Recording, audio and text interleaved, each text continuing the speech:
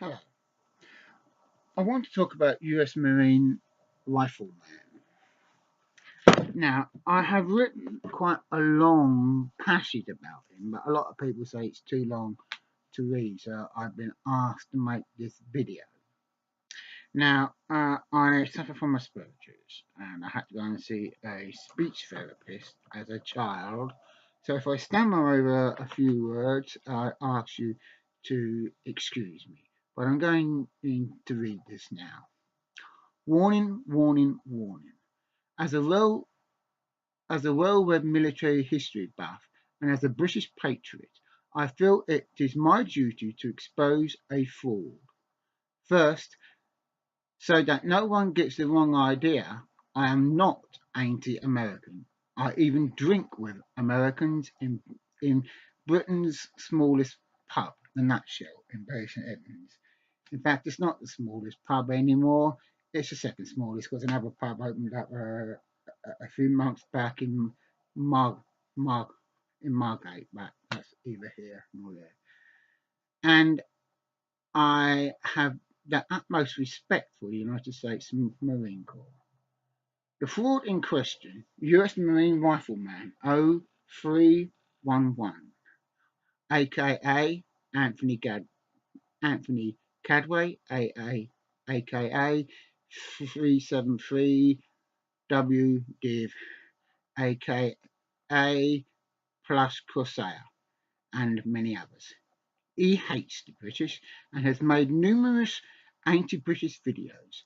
Though I admit he knows a lot about military history, he often twists the facts and even lies in an ongoing effort to make the British and its military look bad and incompetent, and his beloved United States Marine Corps up to be the best fighting force in the world. Yeah, right. I am not trolling or lying. Let us consider the facts. Finally, all of the information below can be verified by doing a little research on the web. 1. He claims that the English longbow was not effective and that its arrows could not pierce armor. However, tests have proven that certain types of arrows could pierce armor and could pierce various types of armor. Mike Rhodes, a military expert on medieval weaponry and warfare, who has written a number of books and commented on a number of documentaries, including one on the longbow, has tested the longbow against armor and found it to be very effective. US Marine Rifleman, aka Restoration, goes on to say that the arrow storm at Agincourt had little effect, but we know from well documented evidence that it had a massive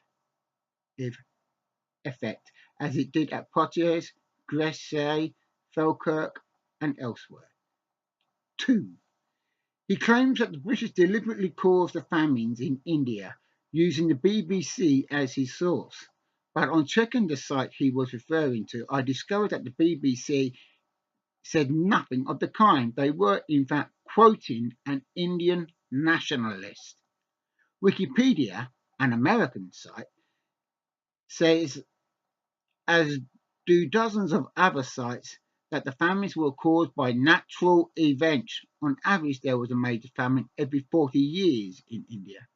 But admittedly, they were made worse by the inaction of the British. Bad enough, and those who stood by and did nothing whilst millions of Indians starved to death should have been hanged. But the British did not cause the famine.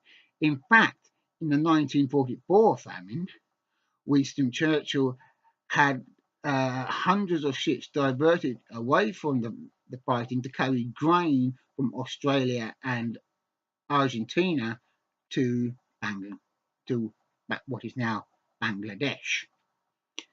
He claims that the British war was evil and that American war was benevolent, and quotes the number of British victims compared to the number of American victims without considering the fact that the British controlled a lot more subjects. Yet history has proven that on the lands controlled by the Americans, the same kind of atrocities were being committed as were witnessed in the British-controlled lands, i.e., concentration camps at Fort Snelling in 1863, well before Britain used them in the Boer War, and again in the Philippines. The starving to death of 1 million people, some sources say 1.5 million, during the Filipino insurgency, the mass killing of the buffalo in an attempt to force the Native Americans onto the reservations. It is clear from that record that the US rule was far from benevolent and was every bit as bad as the British. 4. He claims that the Brown Bess musket that was carried by British troops for over 100 years from before Blenheim in 1704 to beyond Waterloo to in 1815 was influenced by the Prussian Potsdam musket. This is in fact impossible unless a time machine was used because the British Brown Bess predates the Prussian weapon. 5. He claims that the British military drill was based on that of the Prussians, on Frederick the Great to be precise, when in fact it was formed out of the chaos of the English Civil War, now being called the Wars of the Three Kingdoms, its father being Oliver Cromwell and later the Duke of Marlborough. The Prussians adopted various methods that were created by the British, these being the thin line, just 2 ranks deep, to oppose the French column. In a column created to intimidate the enemy by its size, only the men on the edges could use their muskets, whilst in a line every single man could use his musket.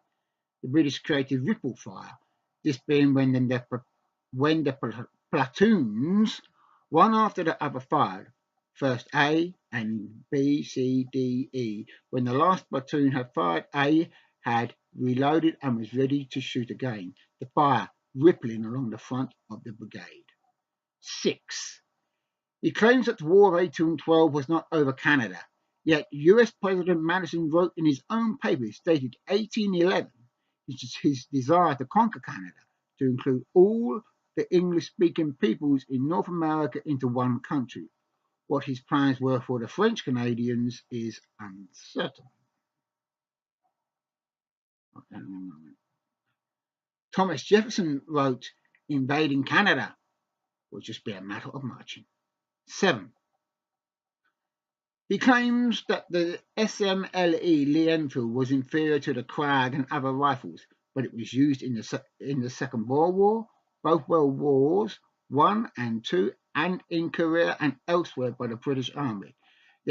The SMLE was used for well over 50 years as a sniper rifle and was probably the best bolt-action battlefield rifle ever made. Other rifles like the Soviet Mosin Nagant and the German K98 Mauser had the bolt too far forward, too close to the face, meaning to work the bolt the rifle had to be lowered away from the face and then brought back up and the target reacquired. The bolt on the SMLE could be worked without taking the rifle away from the face. Also, the SMLE holds 10 rounds in the magazine and not 5 like the Mosin Nagant and the German Mauser and others. This meant a vastly increased rate of fire with less reloading. 8. He claims that the British fire at Mons in 1914 that did so much damage to the Germans was not caused by Vickers machine gun fire, when there were only 3 machine guns to a battalion. It is well documented that much of the damage was done by the humble SMLE Lee Enfield bolt-action rifle, which US Marine Rifleman aka 373 Western claims was an inferior weapon. He actually says that the damage was caused by the Vickers machine gun. 9. He hunts on about the British retreating before the Germans and being forced out of Belgium in 1914, while ignoring the fact that the British army at this time was tiny and was outnumbered by the Germans. Yet they had yet they had forced to the yet sorry yet they had been forced to the point of exhaustion, with the utmost gallantry, slowing the Germans down and inflicting heavy casualties on them. So much so that they impressed the Germans, as can be seen from the writings of the German captain Walter Blum.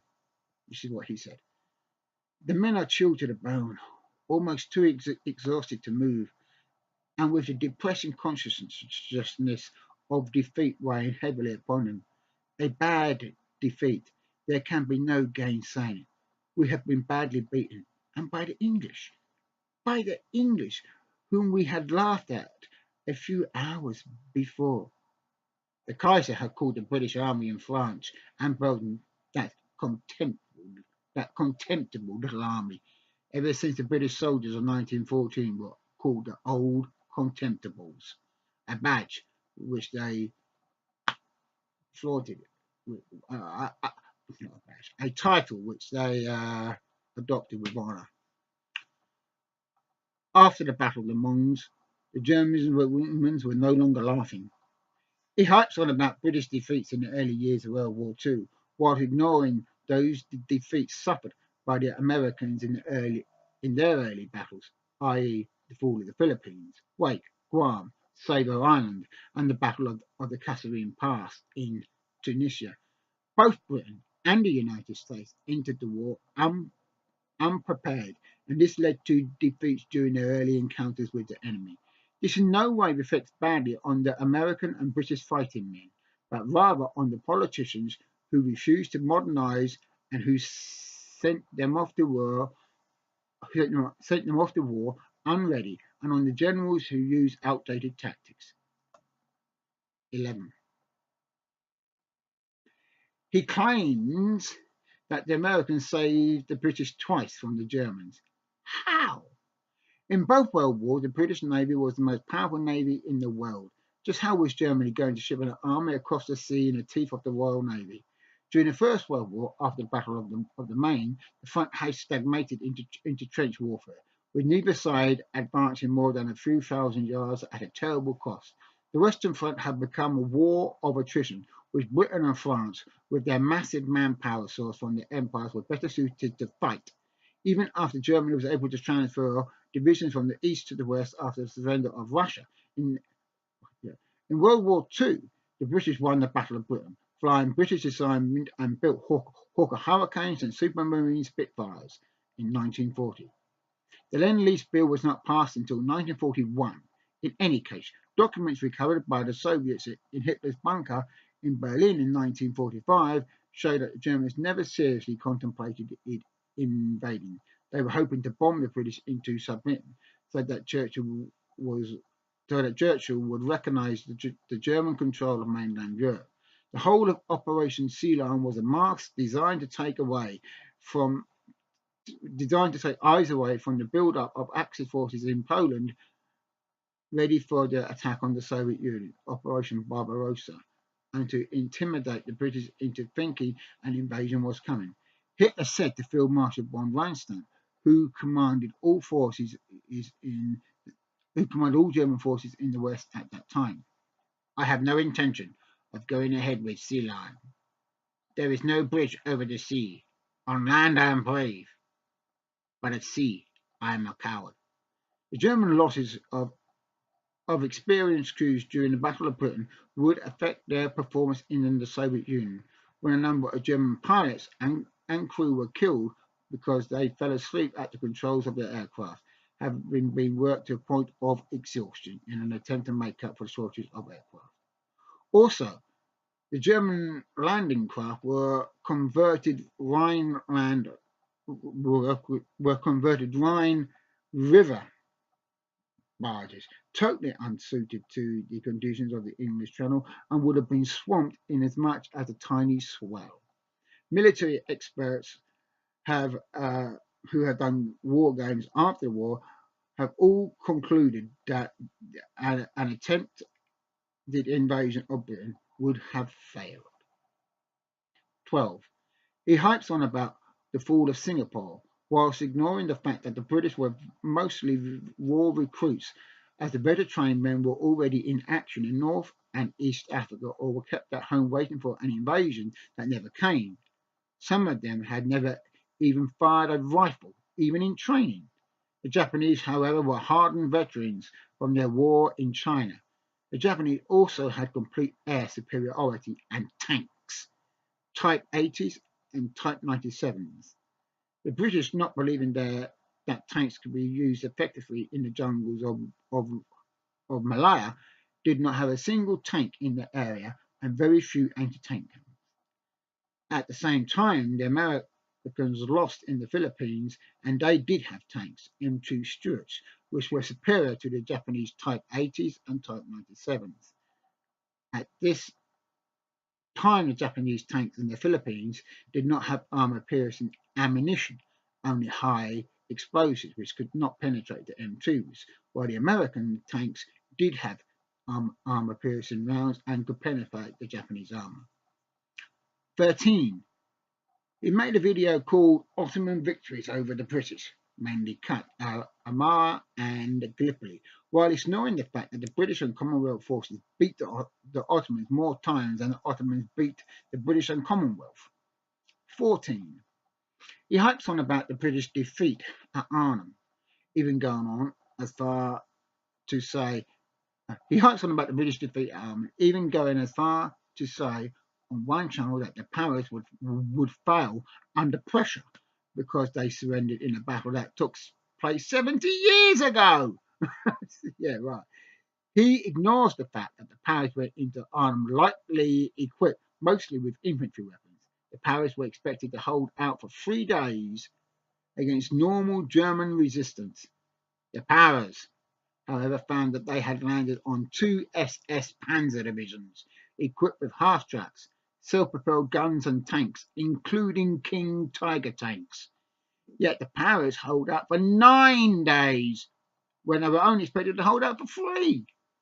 The German commander, a veteran of nearly 4 years of war, whom had fought against the Americans and the Soviets, said that the British powers at Arnhem were the toughest foes that he had ever fought against. A fine tribute indeed.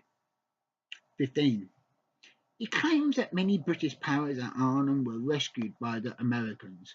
What utter rubbish! That claim is nothing short of a lie. The powers came out of Arnhem into the sector hold by 30th Corps under Brian Horrocks. I know this because my own father was in 30th Corps as part of a tank recovery unit of the REME, Royal Electrical Mechanical Engineers, and he was there. The Americans were further south. 16. He made a video on Irish victories over the British, while ignoring the fact that the British defeated the Irish more times than they lost to them. The 1692 Battle of the Boyne immediately springs to mind. He also ignores the fact that Ireland was very much a civil war with Irish Protestant against Irish Catholic. 17. He hyped on about a battle Nelson lost. Big deal! Nelson had been fighting for most of his life since he had been a young midshipman. There were very few commanders, whether generals or admirals, who had been fighting for most of their lives, who had not lost at least one battle. Even Wellington did. He lost a battle in India when a night attack failed. One commander who never did lose a battle whilst he was on command, so lose does not count. So as he was, I messed it up. While he was in command, so lose did not count as he was not in command at that time, was the English King Edward I, known as the Hammer of the Scots. Another British commander was John Churchill, the Duke of Marlborough. He never lost a battle either. 18. He made a video called Boer Victories Over the British, whilst ignoring the fact that the Boers had gained a lot of experience fighting various African tribes, including the Zulus. They learned to shoot at a very young age and were therefore expert shots. He hypes on about how small numbers of Boers tied down large numbers of British troops with hit-and-run tactics, while ignoring the fact that the Apaches under Redshirt co-chief and Geronimo did just that with the United States cavalry. 19. He keeps on posting statements and facts about USMC personnel who did very brave things and won the Medal of Honor. Whoopee-doo!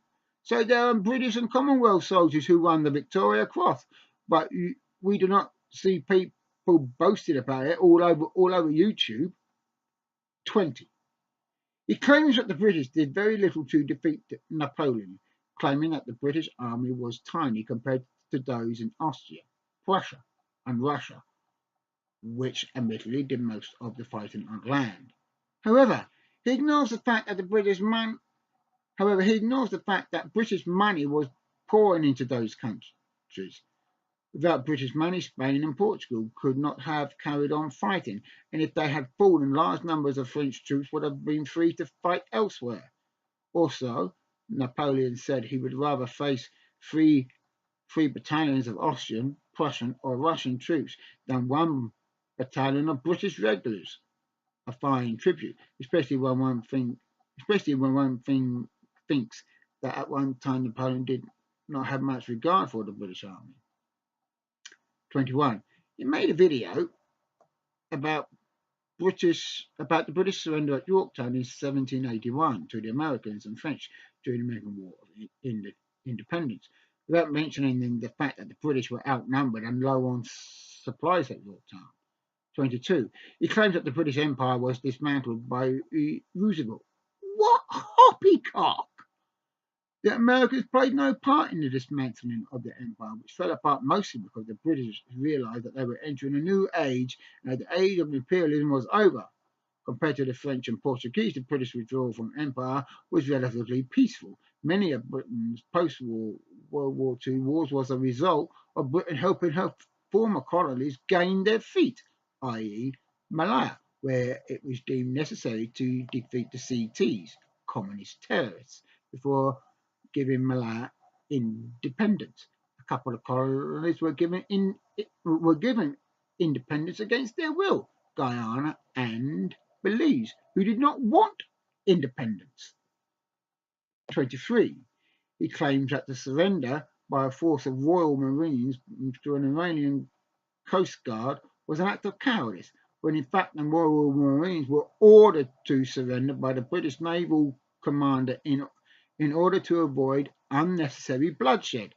He denies that the USMC would have done the same thing, when of course they would have if ordered to, unless the United States Marine Corps are in the habit of disobeying orders of the American commander. If the American commander never gave that order and chose instead to fight, then lots of blood would have been shed for no reason. It would have proven that the British were more concerned in saving lives than the Americans. Of course, I cannot speak for the US. I cannot speak for US Marine Rifleman o311, but I do not like the idea of depriving women of their husbands, parents of their sons, and children of their fathers if it can be avoided. I do not believe, however, that the Americans would have acted differently. 24. He claims that the Royal Navy was impotent during the War of 1812, yet by 1814 the bankers and merchants of New England were begging President Madison to make peace because the Royal Navy blockade of Eastern Europe was bankrupting them. Sorry, the Royal Navy blockade of the Eastern Seaboard was bankrupting them. He said that during the Battle of Piho, during the storming of Turco forts during the Opium War, that the British were losing, and that the Americans abandoned their neutrality to help the British out. What utter rubbish! Another barefaced lie. The Americans offered to take off the British wounded and care for them, which was kind of the Americans, but that is all they did. The Americans certainly did not abandon their neutrality, for by the rules of war at that time, indeed it still applies today, neutrals were and still are allowed to care for wounded from any combatant nation, as that was seen as an act of humanity and was certainly not unknown. Maybe USMarinerifleman o311 has not heard of the role of the Swiss Red Cross during both World Wars. The Battle of Peo was won and the Turco forts were taken by the British without any US military help. 26. He claims that during World War II, 40,000 British and Indians defected to the Japanese. Firstly, there were very few, if any, British defectors. The 40,000 were all Indian. Second, these men were all Indians who had fallen victim to Japanese propaganda, who told them that they, the Japanese, would drive the British from India and give India its independence. The INA, the Indian National Army, was therefore formed, but it performed badly in combat. Many of its men had joined to escape the brutality and hunger of the POW camps, and as soon as they got into action, many of them deserted back to the British. In fact, in one battle, several hundred deserted all in one go after killing their Japanese officers. After a brief period of screening, they were allowed to fight again as part of the British Indian Army. Meanwhile, the Japanese gave up on the INA and used it as a labour force. 27. And now on to the War of 1812 channel. He says that the British lost the War of 1812. He must have had a very bad memory, because on another side, Al-Mari, Britain, has defeated every country in the world a while back now. He says that the war ended in stalemate. Even Wikipedia, an American site, says it ended in stalemate. 28. He claims that the Royal Marines at Peking, Beijing, during the 55 siege there during the 1900 Boxer Rebellion were under the command of a US Marines, when in fact all the embassy guards, British, French, Italian, Japanese, Austrian, Russian, and American, were placed under the command of British Sir Claude MacDonald. He hypes one about 29. He hypes on about Britain's lost wars going as far back as the Roman invasion of AD 43, and compares them to the United States, while ignoring that British military history is 2,000 years old, while the US is less than 250. The law of averages dictates that Britain would have lost wars. After all, you cannot win them all. After considering the number of wars that Britain has fought in those 2,000 years, it has lost surprisingly very few. 30. Under the alias of 373W Div, he finds a website saying that some British soldiers, a small number, are too fat, while ignoring the fact that the same problem plagues the armed forces of the United States. There were two websites about this, both saying that at least 20% of American service personnel are overweight. 31. Again, under 373W Div, he claims that Britain lost the first and third Afghan wars, when in fact Britain won all three. Though the first started very badly, when up to 40,000 troops and camp followers, mostly Indians, evacuated Kabul. But out of all these people, only one man made it to Jalalabad. The rest were either killed or taken prisoner. Surprisingly, due to their fierce reputation, the Afghan hillmen treated the captive children with great kindness, saving the lives of a number who had been left behind to die in the snow. But it did not end there. The British re-entered Afghanistan with what was called the Army of Retribution, freed many of their captives. Others managed to escape and reoccupied Kabul. They then ousted the Afghan leader, Akbar Khan, and put their own man back in power, this being Dost Muhammad. The third Afghan war, after a few setbacks, also ended in a British victory. 32. He claims again, as 373W did, that the British lost the First Ashanti War. I'd really like to know what history books or websites he is reading, if any, when in fact, after some successes at the start of the war, the Ashantis, a warrior people, what is now called Ghana, who have a fierce reputation similar to that of the Zulus, were defeated. He folks up his own posts as either US Marine Rifleman 0311 or as 373W When I clicked onto the latter's channel, it had US Marine Rifleman 0311 at the top of the page, as plain as you like. If you're going to open up another channel and pretend to be somebody else, at least get rid of the name of your previous account. He has now done this, but it is too late. He has now done this, but it is too late. I have noticed, as has several others. 34. He mentioned Britain's defeat in the Anglo-Spanish Wars of the 1770s. These were, in fact, part of the American War of Independence. Britain at that time was fighting against the American patriots, Spain, Mysore in India, France, and the Netherlands. And it was not wars, it was rather war, as there was only one war with Spain at that time, the one mentioned. 35. It claims that the British invented friendly fire. Crap! With the confused nature of war, any war, friendly fire probably started when one caveman threw a rock at a rival and missed, and he said hit a relative or friend. 36. He is a coward who will not let me comment on his threats because he knows that I will drill holes in them with knowledge and hard facts. He knows that they are valid arguments which he cannot counter, so he blocks them. He's a coward who deletes because he is too yellow-bellied to get into a serious debate with a true Brit. Some marine he would make, probably shitting himself at the bottom of a foxhole, whilst his mates do all the real fighting. 37.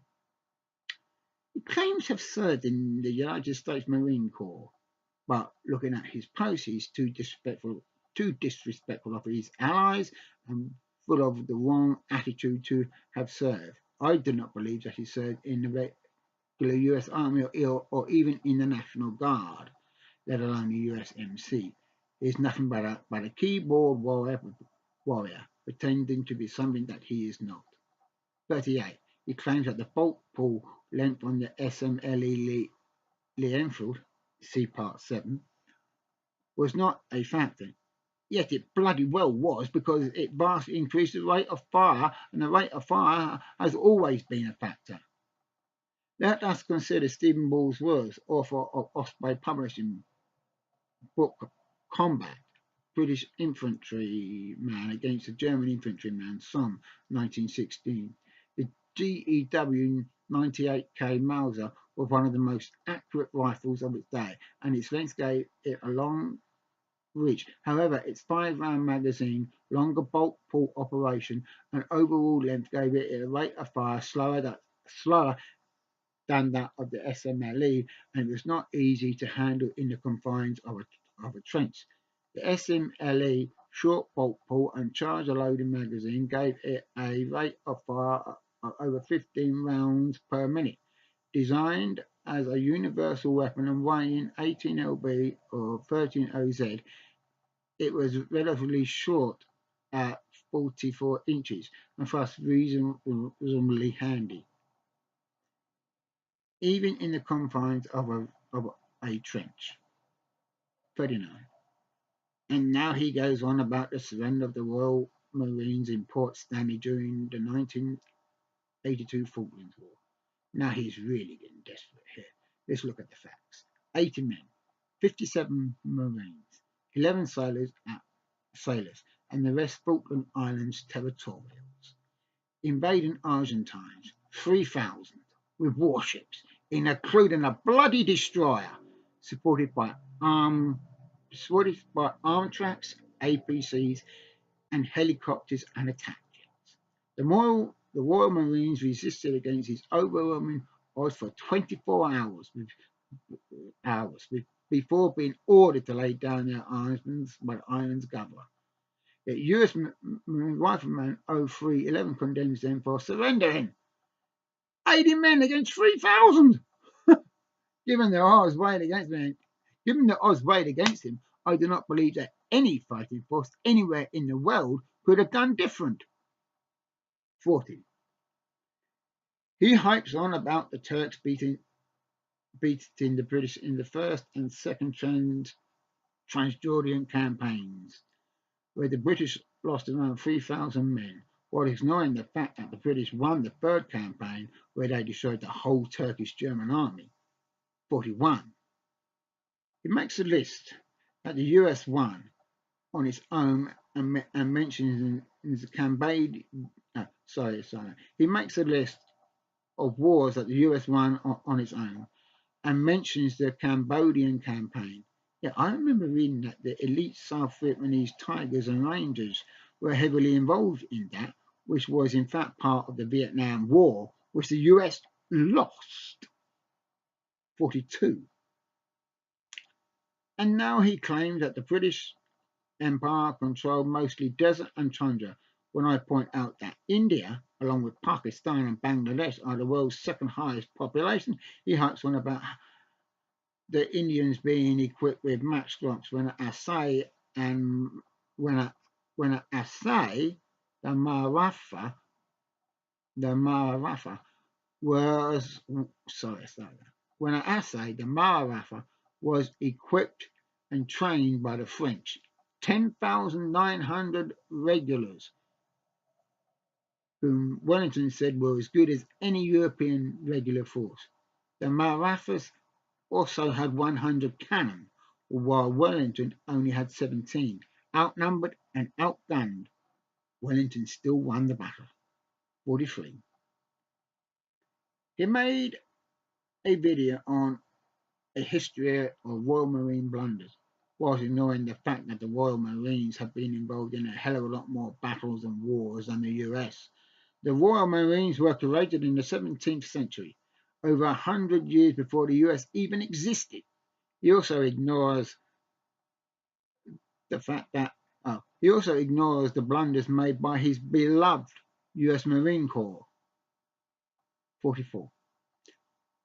And now he claims that the British adopted the M1 Garand. Poppycock! The British never adopted that rifle. 45. He also tries to steal credit from the Belgians, saying that the Browning HP was an American gun. Wrong! It was based on an American design. Based is not the same as copying. By that logic, the McDonnell AVA is British because it was based on the British Harrier. No, the Browning HP was designed by Belgians and produced in Belgian factories. Not one gun was made in the US. It is a Belgian gun made by FN. Well, that's it. I hope you found this video informative and you now realise what a prick US Marine Rifleman is. That's all for now. Ta-ta.